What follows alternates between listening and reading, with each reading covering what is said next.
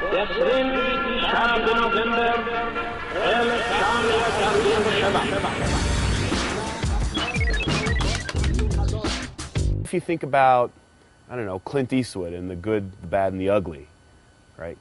That's cool, that spans the ages. That's cool that was cool then, that's cool that was cool now, and that's cool that's going to be cool in 30 years. That's lasting cool, and that's the kind of cool that Judaism is.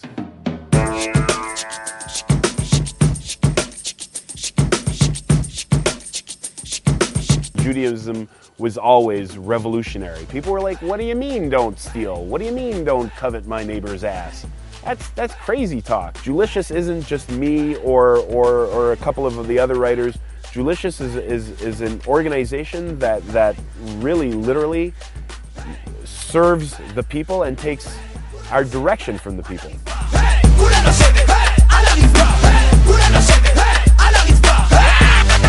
We decided to check out the nascent, Jewish blog world, and we found that there seemed to be a perception that if you wanted to be viewed as cool, you had to be unduly critical of Israel.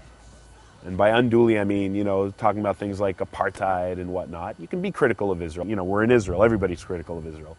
But in order to be cool, you had to be really, extremely unduly critical of Israel and dismissive of traditional Judaism. And we thought, well, we're all pretty cool guys, and we're not unduly critical of Israel, and we're not dismissive of traditional Judaism. And so me and my friends got together and decided we're going to create a blog that's more reflective of our vision of Judaism. And then within 5 months of its inception, we created our first Jewlicious festival. Again, based on demand. People were like, hey, this is great. We want to interact in real life as well. That's how Jewlicious started. The last festival we had last February attracted close to 1,000 people for 3 days. We had, unaffiliated Jews, modern Orthodox Jews, Code Pink radical lesbians, Breslov Hasidim, all of them together, interacting with each other in a non-confrontational manner. And these, the Jewish community professionals are like, I have never seen anything like this. I don't know what's going on. I'm in an alternate universe. Well, I'm not the only one that writes for Jewlicious. We have upwards of 30 writers located in Europe, on the East Coast, on the West Coast, in Canada, a few in Israel as well. They're just regular Jewish people who are passionate about their Judaism. Some of them are atheists, some of them are Reform, conservative, ultra-Orthodox, and they write on a regular basis. So it's not just my voice, it's the voice of everyone. It's not like we see eye to eye on everything, and a lot of the comments and whatnot that you see on Jewlicious are based on people arguing with each other and extending the conversation. And I almost think that the posts that we write are of secondary importance. What's really important is the dialogue that goes on afterwards when people talk about the ideas presented and they agree or they disagree.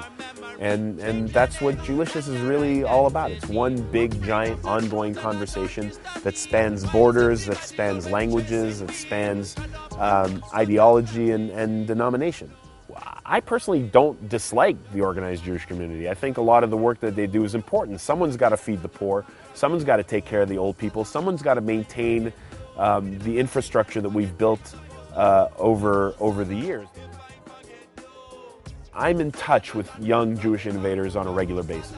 We promote their work, support them in every way, shape, and form that we can.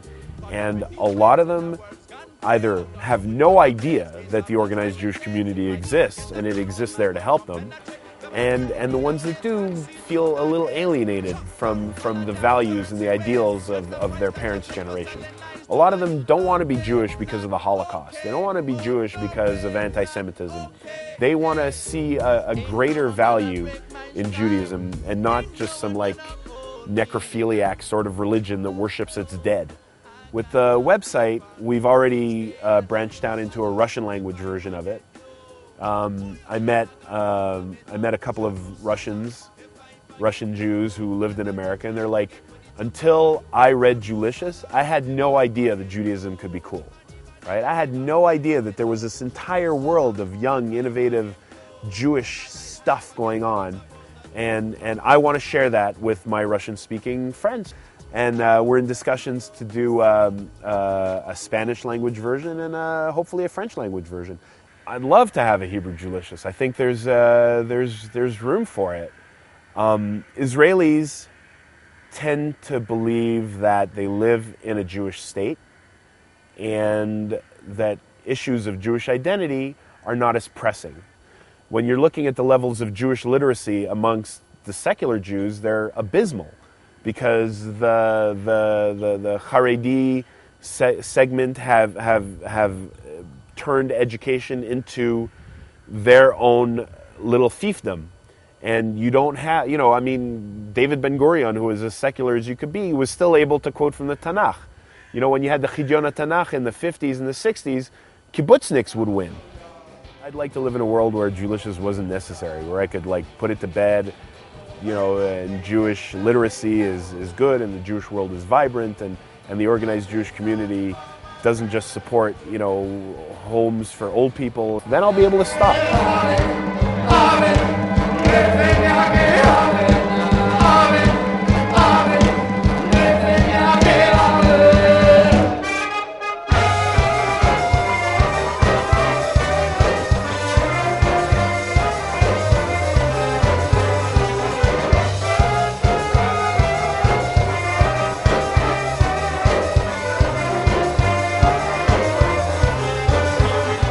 We are trying to create positive Jewish experiences so that you can make an informed choice about where Judaism ought to be in your life.